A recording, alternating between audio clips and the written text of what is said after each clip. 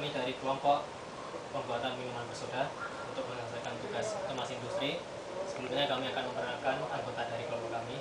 Untuk yang pertama yaitu Sigit Diantoro, dan yang kedua adalah Akmal. Kemudian untuk saya sendiri adalah Raksaka Indra. Kemudian ini adalah Ivan, dan yang terakhir adalah Nyamuk Purba. Kemudian kita akan langsung ke simulasi untuk programnya. Di sini kami akan mencoba mensimulasikan proses otomasi pada pembuatan minuman bersoda. Kami membaginya menjadi 3 proses. Untuk proses yang pertama, pencampuran bahan utama. Kemudian untuk proses yang kedua adalah pelarutan dan pemanasan, sedangkan untuk proses yang ketiga adalah pengepakan. Pada proses yang pertama ini, kami mencoba mensimulasikannya menggunakan program Fluid Sim. Dalam proses yang pertama ini, terdapat 2 sistem pneumatis yang bekerja secara paralel dan terpisah. Setiap sistem terdapat 2 keluaran, yaitu perasa dan soda. Ketika katup mengeluarkan perasa, maka selang beberapa detik kemudian soda akan keluar melalui katup yang lain. Maka disinilah proses pencampuran bahan terjadi. Kemudian untuk perbandingan antara perasa dan soda adalah 5:1. Hal ini dapat dilihat pada lamanya pada masing-masing katup ketika membuka dan menutup. Kemudian untuk katup dikontrol oleh pneumatis controller dengan menggunakan solenoid sebagai saklarnya. Kemudian kita bisa melihat pada bagian bawah terdapat rangkaian elektronik, di mana hal tersebut digunakan untuk membuat sistem pneumatis pada katup di atas.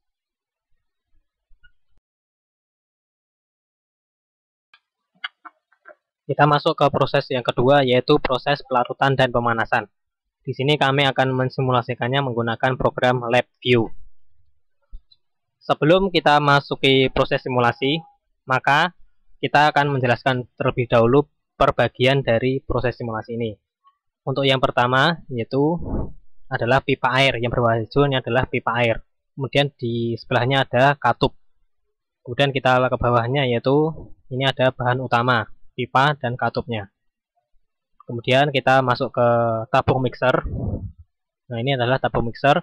Kemudian angkanya ini adalah menunjukkan tinggi dalam sentimeter. Kemudian di bawah ada temperatur dan pemanas.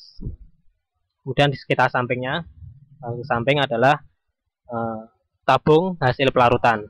Dan angka yang tertera adalah menunjukkan tinggi dari hasil pelarutan, tabung hasil pelarutan dalam sentimeter. Kemudian ada katup lagi di sebelahnya dan pipa menuju hasil atau menuju proses pengepakan. Kemudian kita lanjutkan untuk proses simulasinya. Kita mulai.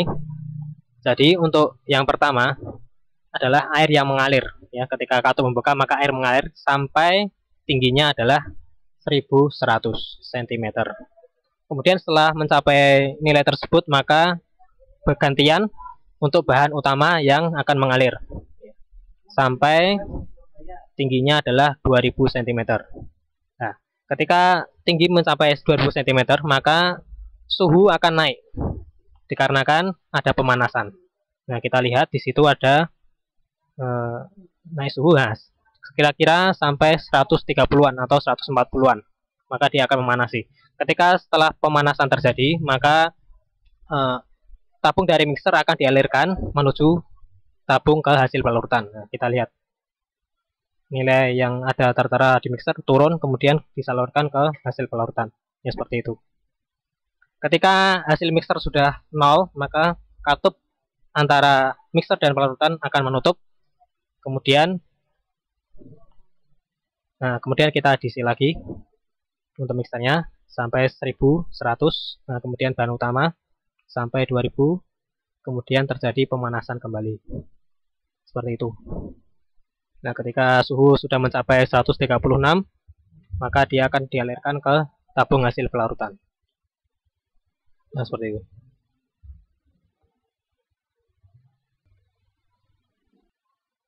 Nah, ketika tabung hasil pelarutan sudah mencapai angka 1400, maka dia akan mengalir menuju proses pengepakan. Jadi hasil pelarutan tadi setelah mencapai angka tertentu maka dia akan turun dan katup akan membuka menuju proses pengepakan seperti itu. Dan hasil ini atau simulasi ini akan terus berlanjut sampai selesai. Kita lanjut ke proses yang terakhir, yaitu proses yang ketiga, yaitu proses pengepakan. Di sini kami akan mencoba mensimulasikannya dengan menggunakan program Logic Pro Simulator. Kemudian untuk langsung saja untuk proses bekerjanya. Untuk yang pertama yaitu pengisian botol dimulai ketika mendapatkan sinyal dari tangki cairan minuman bahwa tangki akan mengalirkan cairan minuman tersebut. Sinyal tersebut akan memberikan sinyal pada gerbang yang akan membuka valve ketika pengisian. Kemudian, valve akan mengalirkan minuman ke dua buah pengisian botol yang masing-masing memiliki jalur yang berbeda. Untuk konveyor 1 akan mengurusi pengisian botol sebanyak 10 ml. Dan untuk konveyor 2 mengurusi pengisian botol sebanyak 20 ml.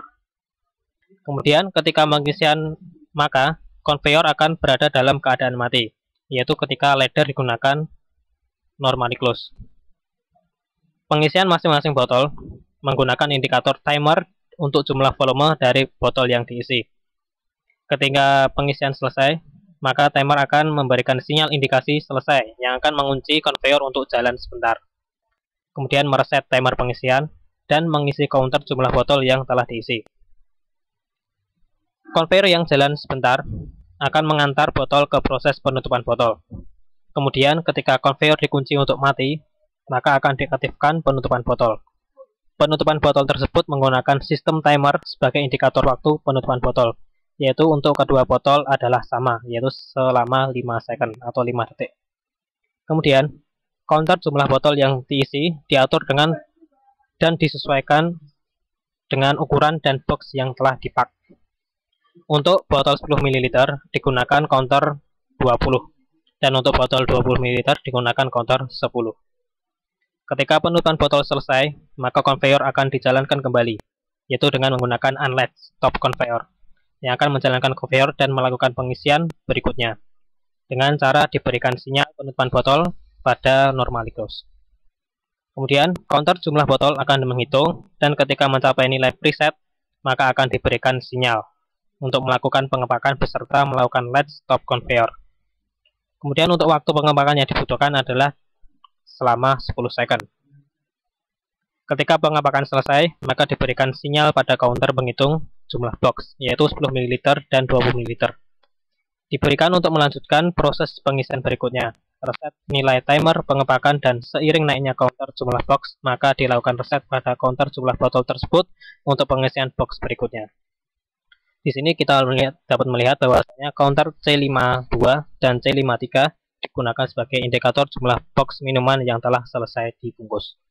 Demikian simulasi program otomasi industri, yaitu pembuatan minuman bersoda dari awal sampai akhir. Mudah-mudahan dapat memberikan manfaat. Terima kasih.